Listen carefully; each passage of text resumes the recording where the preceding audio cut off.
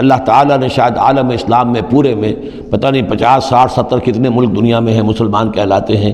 ایک ملک ہے صرف جس سے ایٹمک صلاحیت دی ہے، اور یہ امانت پوری امت مسلمہ کی ہے، مسلمانوں نے پاکستان کے پاس۔ اور اس کے بارے میں اگر امریکہ کا دباؤ قبول کر لیا گیا تو یہ سب سے بڑی خیانت ہوگی اللہ کے ساتھ، امت مسلمہ کے ساتھ، اللہ کے دین کے ساتھ۔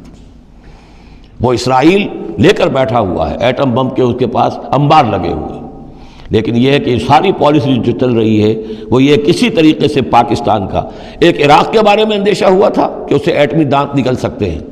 اس ایک مرتبہ اس کا وہ ایٹمک پلانٹ جو ہے اس کا بھرکس نکال دیا تھا، دوسری مرتبہ یہ کہ اس کا پورا بھرکس ہی نکل گیا، اگلا پچھلا کھایا پیا سب اگلوا دیا۔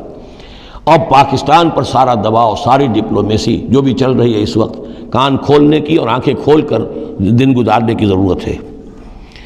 ہمیں حکم یہ کہ جو بھی اللہ نے تمہیں دیا ہے، تمہارا امکان، جو بھی تمہارے پاس امکانی طاقت ہے اسے سنبھال کر رکھو، ڈیٹرنٹ۔